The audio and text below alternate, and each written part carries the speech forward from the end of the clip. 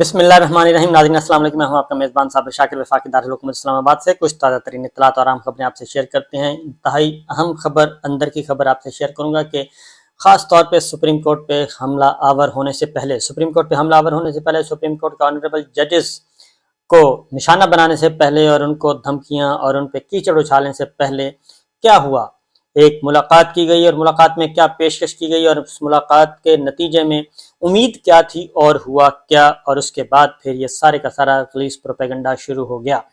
یہ میں آپ کو انشاءاللہ اس کا ڈیٹیلز آپ کو دوں گا اور کوشش کروں گا آپ کو بات کنوے کر سکوں، کیونکہ خبر امپورٹنٹ ہے، کیونکہ سمجھ نہیں آ رہی تھی کہ کیا ہوا جی آخر آنن فانن، پہلے ایک آنریبل جج کو اور پھر دوسرے آنریبل جج کو، اور اس کے بعد اگر ہم نے مزید اس کو ٹٹولا تو پتہ چلا نہیں، یہ دو آنریبل ججز کو نام لے کے اور ساتھ جو اصل نشانہ بنایا جا رہا ہے دو آنریبل ججز کو تو بالکل اوپنلی کر دیا۔ اس کے بعد تیسرے جو ٹارگٹ ہیں وہ ہیں chief justice of Pakistan Umar Ata Bandial صاحب۔ یہ ساری کہانی آپ کے سامنے کھول کے رکھوں گا، لیکن اس سے پہلے کچھ اور بھی امپورٹنٹ خبریں پولیٹیکل، وہ بھی سیاسی نوعیت کی۔ خاص طور پہ آپ کو معلوم ہے کہ جیل بھرو تحریک اس وقت معاملہ جو ہے وہ پہنچا ہوا ہے، ایک دوسرے کے بہت ہی نیک ٹو نیک مقابلہ کہہ لیں آپ۔ میں بولتا ہوتا ہوں کہ آخری اوور، تو آخری اوور ہی انفیکٹ چل رہا ہے اور معاملہ منڈے تک چلا گیا، لیکن منڈے سے پہلے ایک دو دن ہیں، ایک دو دنوں میں بھی کافی کچھ ہونا ہے، ملاقاتیں ہونی ہیں، انڈرسٹینڈنگ کو اس طرح کر لیں، اس طرح کر لیں، یہ ساری چیزیں طے پائیں گی۔ دیکھتے ہیں کہ جب ہفتے کا دن سٹارٹ ہوگا نیا منڈے تو اس دن کیا صورتحال ہوتی ہے، لیکن میں آپ کو اپڈیٹ کرتا رہوں گا۔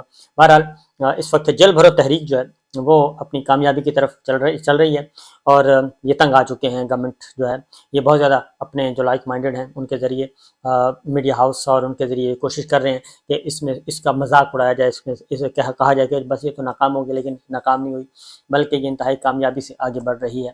اور 3-4 اسٹیشنوں کے بعد راولپنڈی میں، کیونکہ اصل بھانڈا پھوڑ دیا، راولپنڈی میں فیاض الحسن چوہان، پہلے تو اسد عمر صاحب گرفتار ہوئے تو ان کی طرف سے خبر چلوائی گئی کہ ان کی اہلیہ نے عدالت سے رجوع کر لیا ہے، تو ان کی اہلیہ کی طرف سے کیٹیگوریکلی آ گئی، تردید آ گئی کہ ہم نے کوئی ایسی پیٹیشن فائل نہیں کی، اور میرے حوالے سے وہ کہتے ہیں کہ بالکل غلط ہے۔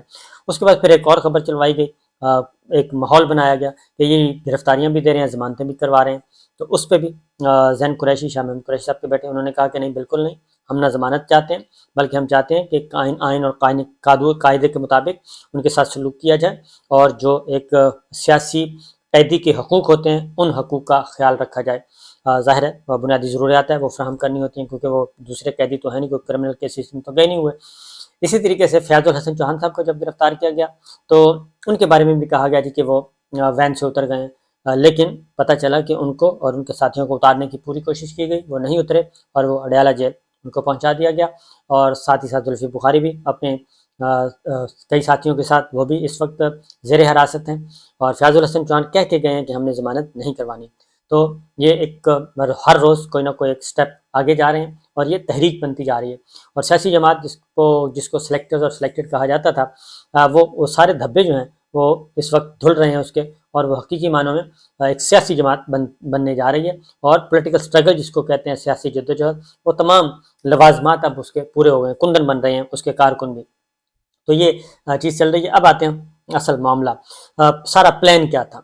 پلان یہ تھا کہ الیکشن جو ہے ایک سال مزید آگے لے کے جائیں گے، اور ہم الیکشن جو ہے وہ 2024 میں بھی نہیں کروائیں گے، اور ہم انتخابات کروائیں گے 2025 میں، یہ پلاننگ تھی۔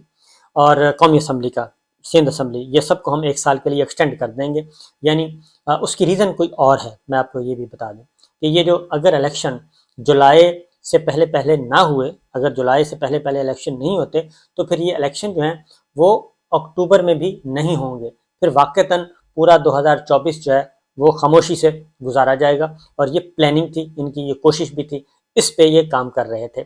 لیکن یہ خبر باہر آ گئی، اور اس دوران انہوں نے ایک اور کام کرنا تھا، انہوں نے یہ کام کرنا تھا کہ پنجاب کی گورنمنٹ جو ہے وہ گرانی تھی انہوں نے، اور وہاں پہ کوئی تحریک عدم اعتماد لے کے آتے یا کچھ بھی کرتے، وہاں سے بھی انہوں نے یہ بھی ختم کرنی تھی۔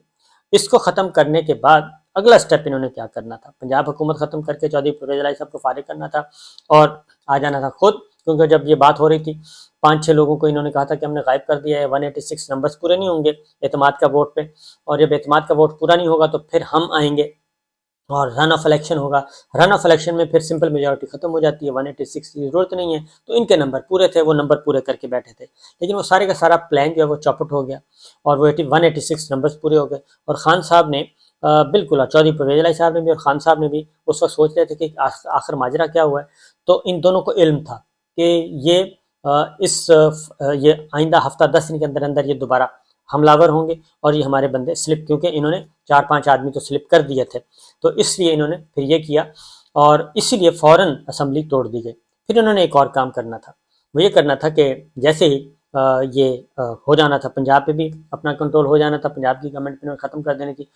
پی ٹی آئی کی گورنمنٹ, خیبر پختونخوا وہ کہتے ہیں اس سے ہمیں کوئی سروکار نہیں ہے, وہ چلتا رہتا, اور وہاں پہ اگر کوئی بدامنی ہوتی اور یہ سیکورٹی کے ایشوز ہوتے تو وہاں پہ گورنر راج لگا دینا تھا. یہ ان کی پوری پلاننگ تھی.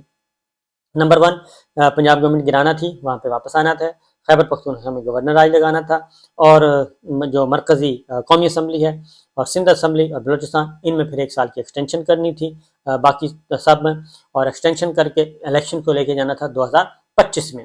یہ میں ٹویٹ بھی کر چکا تھا, حامد میر صاحب نے ایک دفعہ ایک ٹویٹ کیا تھا, تو اس کا میں نے رپلائی کر دیا تھا کہ یا تو جولائی سے پہلے اسی سال الیکشن ہوں گے, ادروائز یہ پھر الیکشن لے کے جائیں گے مارچ 2025 تک, اس سے پہلے الیکشن نہیں کروائیں گے. تو یہ ساری کی ساری جو پلاننگ پیرالل ہو رہی تھی, لیکن یہ چیزیں ظاہر ہے باہر بھی آ جاتی ہیں, مجھ تک پہنچتی ہوں, باقیوں تک پہنچ گئی, پاکستان تحریک انصاف تک بھی پہنچی ہوں گی. اس لیے یہ سارے کا سارا پھر ارجنٹلی انہوں نے یہ پنجاب اسمبلی اور خیبر پختونخوا اسمبلی توڑ دی. پھر جو ایک اور کام کرنا تھا وہ یہ کرنا تھا کہ ایوان صدر خالی ہو جانا تھا سپٹمبر میں, اس سال سپٹمبر میں ختم ہو جانا تھا, ایوان صدر خالی ہو جانا تھا. تو سپٹمبر میں ایوان صدر پہ بھی ان کا کنٹرول ہو جاتا اور صادق سنجرانی صاحب جو ہیں وہ بن جاتے قائم مقام صدر بن جاتے, اور قائم مقام صدر بن جاتے, یا انہی اسمبلیوں سے دوبارہ اپنا پریزیڈنٹ 5 سال کے لیے پہلے سے ہی منتخب کروا لیا جانا تھا. یہ دونوں صورتیں ہونی تھیں, یا تو قائم مقام بنتے یا پھر 1 سال کی ایکسٹینشن ہوتی, تو انہی اسمبلیوں سے اپنا نیا صدر انہوں نے بنانا تھا. وہ صدر ہونا تھا پاکستان پیپلز پارٹی سے, وہ زرداری صاحب بھی ہو سکتے ہیں, وہ فریال تالپور صاحبہ بھی ہو سکتی ہیں, تو پیپلز پارٹی کے صدر ہونے تھے, اور یہ اس طریقے سے کمبینیشن بن جانا تھا. پنجاب میں مسلم لیگ نواز کی حکومت, مرکز میں مشترکہ حکومت, ایوان صدر پیپلز پارٹی کے پاس, پرائم منسٹر مسلم لیگ نواز کا. تو یہ ایک پورے کا پورا پلان انہوں نے بنایا ہوا تھا. سندھ ادھر رہتا, تو 2025 میں پھر انہوں نے الیکشن کروانے تھے. پھر اسی دوران انہوں نے وہ پارڈن والا کام کرنا تھا, جو ابھی بھی کوشش کی گئی, پارڈن کم کروانا تھا پریزیڈنٹ صاحب نے, وہ نواز شریف صاحب کی سزائیں ختم کرنی تھی. یہ پوری کی پوری پلاننگ تھی, لیکن اس میں ظاہر ہے رکاوٹ آ گئی, 2 اسمبلیاں ٹوٹ گئیں, اور جب 2 اسمبلیاں ٹوٹ گئیں تو پھر باقی چیزیں تو کوئی معاملہ ہی نہیں تھا. وہ کہتے ہیں کہ بس جو ہماری ملٹری اسٹیبلشمنٹ ہے وہ اے پولیٹیکل ہے, وہ نیوٹرل ہے, وہ آئے گی نہیں, اور ہم نے الیکشن نہیں کروانے. اب تک کا یہی تھا. الیکشن کمیشن آف پاکستان ان کے ساتھ مل چکا تھا, چیف الیکشن کمیشنر صاحب کی مدد سے, وہ بھی سارا کا سارا کور ہوا تھا. پھر ایک ملاقات کی گئی, اور ملاقات میں یہ نہیں بتاؤں گا کس سے ملاقات ہوئی. لاہور میں ملاقات ہوئی, لاہور میں ملاقات ہوئی, اور ہوئی بھی مریم صاحبہ کی. انہوں نے پھر ایک یہ چٹھی ڈالی, اپنی عرضی ڈالی. عرضی بھی ذرا تحکمانہ انداز میں ڈالی کہ ہم تو آ ہی رہے ہیں, ہم نے تو آ ہی جانا ہے, یہ کام تو ہونا ہی نہیں ہے, ہر طرف سے ہمارے معاملات سیٹ ہیں, تو اس لیے اب آپ نے انٹروین نہیں کرنا, بلکہ آپ نے نہ صرف انٹروین نہیں کرنا بلکہ اس کو بالکل خاموشی سے ہو جائیں. یہ جو سیاسی معاملات ہیں جو اس وقت معاملہ چل رہا ہے, تو وہ وہاں پہ یہ کوشش کی گئی, اور باقاعدہ طور پہ کہ جناب اس میں اور کچھ لوگ بھی 1-2 جو ہیں, یہ نہیں بتاؤں گا, علم ہے لاہور میں یہ ملاقات ہوئی, لاہور میں یہ سارا کچھ کیا گیا, اور ان کا خیال تھا کہ یہ ملاقات انتہائی خوشگوار رہی ہے اور معاملات ہمارے کنٹرول میں ہیں, اور اب ہر طرف سے مکمل طور پہ چیزیں جو ہیں ہماری مٹھی میں ہیں. اب عمران خان صاحب کیا کوئی بھی ہو, کچھ ایسا نہیں ہو سکتا. لیکن وہ ملاقات ان فیکٹ بظاہر تو ظاہر ہے وزادار لوگ ہیں, اگر آپ کسی کے پاس چلے جائیں اور تعلق بھی ہو پہلے سے, الیکس سلیکٹ بھی ہو, سلام دعا بھی ہو, اور ساتھ کچھ کامن فرینڈز بھی ہوں, تو پھر ظاہر ہے چائے بھی اچھی ملتی ہے, سب کچھ اچھا ملتا ہے, بہت کچھ, اور خاطر مدارت ہوتی ہے, گپ شپ ہوتی ہے, تو ملاقات ختم ہو جاتی ہے. تو اس کا اگر یہ نتیجہ اخذ کر لیا گیا تھا کہ معاملات سیٹ ہیں, تو ہماری جو چٹھی ہے, عرضی ہے, اس کو قبول کر لیا گیا ہے. لیکن ایسا نہیں ہوا. اس کے بعد حالات کروٹ بدلتے گئے. اب الیکشن جو ہیں وہ تو ہونے ہی ہونے تھے. آئین کا آرٹیکل 224 جو ہے وہ چیخ چیخ کے پکار رہا تھا. پھر کچھ اور انہوں نے ایکٹیویٹی سٹارٹ کر دی. جب یہ ایکٹیویٹی سٹارٹ کی تو یہ بالکل ایک معاملات دوسری طرف نکلنا شروع ہو گئے، کیونکہ اس کے بعد یہ چارج ہو گئی پاکستان تحریک انصاف، عوام سارے کے سارے. وہ یہ اتنا بڑا تو نہیں ہو سکتا بلنڈر کہ آئین ہو اور آئین پہ عمل ہی نہ ہو. اس سے پھر یہ معاملہ ہوا، سپریم کورٹ آف پاکستان نے انٹروین کیا. ادھر سے شعیب شاہین صاحب اسلام آباد ہائی کورٹ بار آ گئے، اسپیکر دونوں آ گئے. ادھر لاہور ہائی کورٹ میں پٹیشن آ گئی، پشاور ہائی کورٹ میں پٹیشن آ گئی. یہ سب کچھ ہونا شروع ہو گیا. تو یہ مطالبہ آگے سے آگے بڑھتا گیا، اور عوام نے بھی یہ سوچنے پہ مجبور کیا کہ آخر کیا مسئلہ ہے جوڈیشری کا، جوڈیشری کیوں نہیں ایکٹیویٹ ہو رہی جوڈیشری. تو جب یہ ہوا، کیونکہ پھر اسلام آباد ہائی کورٹ میں بار نے بھی ارلی ہیئرنگ کی اپلیکیشن ڈالی. اور جب چیف الیکشن کمشنر صاحب نے ایوان صدر بھی نہیں گئے، ایوان صدر بھی جانے سے انکار کر دیا، اور سپریم کورٹ کے سامنے بھی اپیئر ہونے سے انکار کر دیا، اور وہاں پہ بھی بدتمیزی کر کے آ گئے. جب یہ کام ہوا اور پھر صدر مملکت نے جب اپلیکیشن دے دی تو اس وقت کوئی اور چارہ کار نہیں تھا. اب آگے جا کے یا تو پھر یہی تھا کہ آئین اٹھا کے باہر پھینک دیتے، مارشل لا لگوا دیتے، ایمرجنسی لگوا دیتے، گورنر راج لگوا دیتے، کوئی اس طرح کی ایکٹیویٹیز سٹارٹ ہو جاتی، اور خطرہ یہی تھا کہ پھر یہ تصادم بڑھے گا. اس لیے سپریم کورٹ آف پاکستان کو ادھر سے سو موٹو نوٹس کا درخواست بھی آ گئی، آنریبل ججز نے دے دی. جب یہ سب کچھ ہو گیا، ادھر سے غلام محمود ڈوگر صاحب کا مسئلہ ہو گیا. ادھر سے ایک اور کیس امپورٹنٹ تھا، وہ اس میں بھی ایک بڑی تیزی سے تبدیلی آئی. جب یہ ہوا تو چیزیں آئیں. جب یہ سو موٹو ہو گیا، تو کیونکہ ان کے خیال میں تھا کہ سپریم کورٹ آف پاکستان اس کو ٹیک اپ ہی نہیں کرے گی، لیکن جب ٹیک اپ کر لیا تو پھر ان کے ہاتھ پاؤں فوری پھولے، اور پھر رانا صاحب نے پریس کانفرنس کر دی، اور وہ جسٹس مظاہر علی نقوی صاحب کی فیک جو ٹکڑے جوڑ کے ایک بنائی گئی تھی آڈیو، وہ پیش کر دی گئی، سوشل میڈیا کو بھی جاری کر دی گئی، صحافیوں کو بھی جاری کر دی گئی. اور آج پتہ چلا وہ سارے کا سارا جسٹس نقوی صاحب نے، میں پہلے بھی بتا چکا تھا، آج انہوں نے باقاعدہ طور پہ میڈیا کو ریلیز کر دی ہیں ساری چیزیں کہ ہوا کیا تھا. 30 ستمبر کی آڈیو تھی جو ریکارڈ کی گئی، اور پھر جو عمران خان کے قاتلانہ حملے کے ملزم کے وکیل ہیں انہوں نے جو ریفرنس فائل کیا ہے اس میں جو کچھ بیان کیا گیا ان کی بھی آج انہوں نے جواب دے دیا.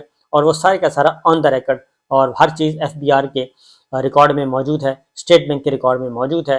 تو ساری چیزیں وہ آ گئیں، کیسے انہوں نے اپنے بچے کی فیس ادا کی، کس طریقے سے 2 گھر انہوں نے سیل آؤٹ کیے، پھر ایک گھر خریدا اور اس پہ لون لے کے وہ گھر بنایا، لون کٹوتی ہو رہی ہے.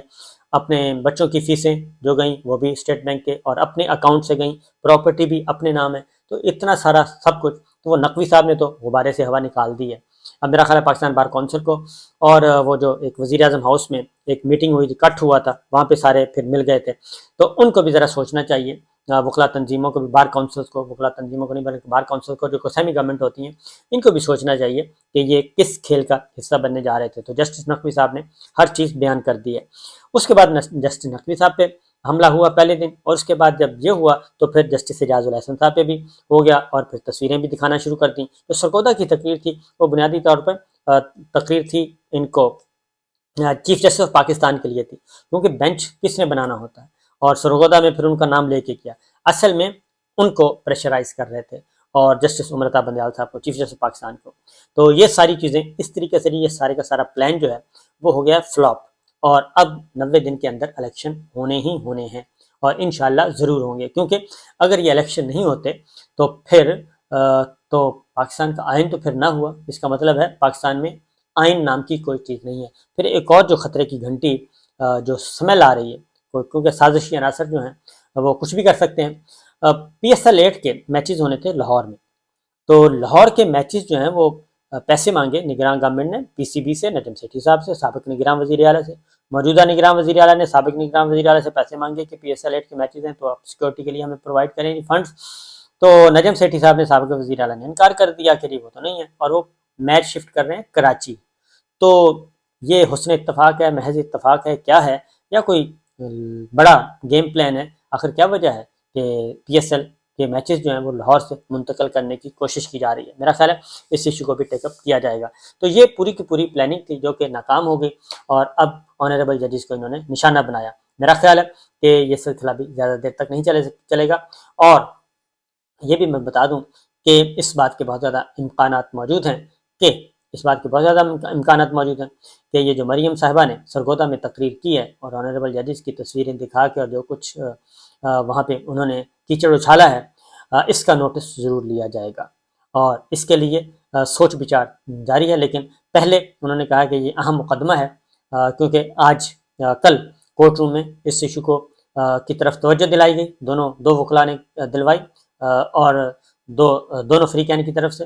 تو جب اس کے جواب میں چیف جسٹس پاکستان نے کہا کہ پہلے ہم ذرا اس ایشو کو ہینڈل کر لیں، اس چیز کو ایڈریس کر لیں، اس پہ ہم بعد میں آئیں گے، تو اس کا نوٹس بھی لیا جانا ہے۔ تو بہرحال یہ ایک ساری کی ساری کھچڑی تھی جو پکائی گئی تھی، جو کہ خراب کر دی۔ اجازت دیجیے، اللہ حافظ۔